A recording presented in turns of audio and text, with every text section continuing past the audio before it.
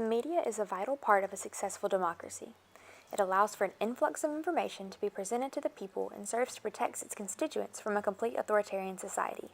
They serve as watchdogs to protect the people from the government by exposing things such as scandals, gatekeepers by controlling what issues become national issues, and scorekeepers as they track statistics regarding political events.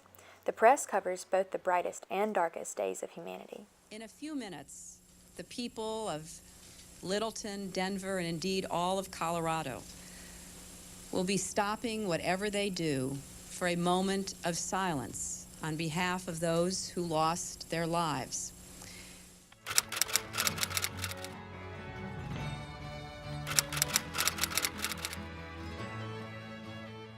Throughout the late 18th century, tensions between the colonists and the British were rising due to the fact that the British began taxing the colonists to pay off debts from the French and Indian War.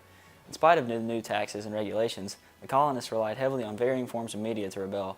Thomas Paine wrote and anonymously published his pamphlet, Common Sense, in 1776, which advocated for the colonists' unification in the idea of independence from Great Britain. Following the ineffective Articles of Confederation, the states sent delegates to the Constitutional Convention to create a new governing body for the United States.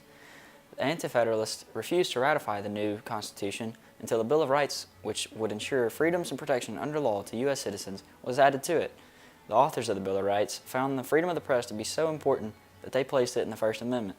Thomas Jefferson, the leader of the Anti-Federalists, put it best: "The basis of our governments being the opinion of the people, the very first object should be to keep that right, and were it left to me to decide whether we should have a government without newspapers, or newspapers without a government, I should not hesitate a moment to prefer the latter.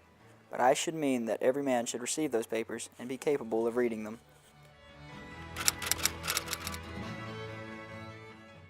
Beginning in the 1860s, William Randolph Hearst and Joseph Pulitzer created the New York Journal and World, respectively, which were in constant competition with one another. This rivalry produced a new type of reporting known as yellow journalism, where they presented exaggerated stories and headlines with little or no factual evidence. This technique would eventually help lead the U.S. into the Spanish-American War. With the turn of the century came another style of reporting known as investigative journalism, which flourished during the Progressive Era. President Theodore Roosevelt coined the term muckrakers for investigative journalists.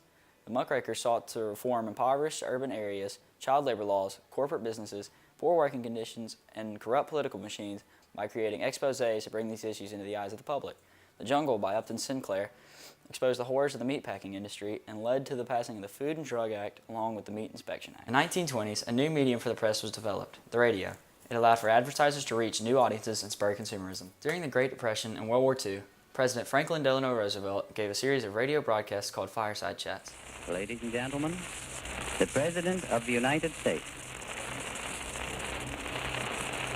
My friends, I want to talk for a few minutes with the people of the United States about banking. To talk with the comparatively few who understand the mechanics of banking. These evening talks maintained a sense of unity and personability with the people throughout the nation's hardships. TV coverage of the Vietnam War began, and this would go on to challenge the government and create the credibility gap. The public was highly skeptical about the administration's statements about the war, and this trend continues today. The gap is widened in the 1970s because of two major events that occurred during Richard Nixon's presidency. The first event was the Pentagon Papers in 1971, and then Watergate in 1973. Both events were major feats of the media as watchdogs. As the internet rises in the late 20th century, each candidate has developed their own websites for their campaigns, and interest groups are able to reach new audiences.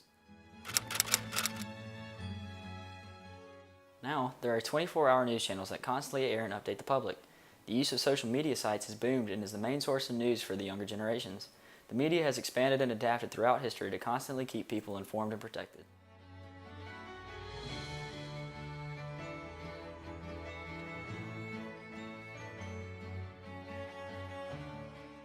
In my position in media and communication at the community college where I work, we utilize the press and the media for a variety of reasons, whether it's to inform the public about events that are happening on campus or to let people know opportunities that are available to them here through their education.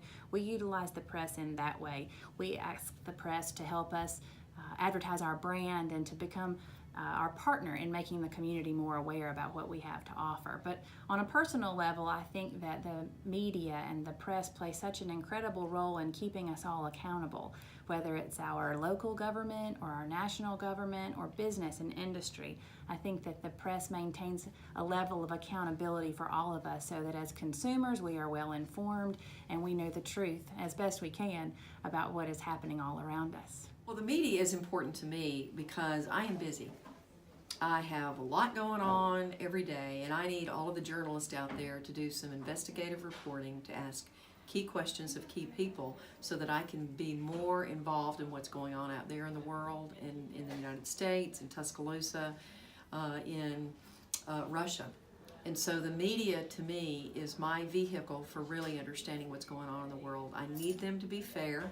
I need them to ask good questions, and I need them to report as best they can with the least amount of bias so that I can kind of have an idea as to what's going on out there.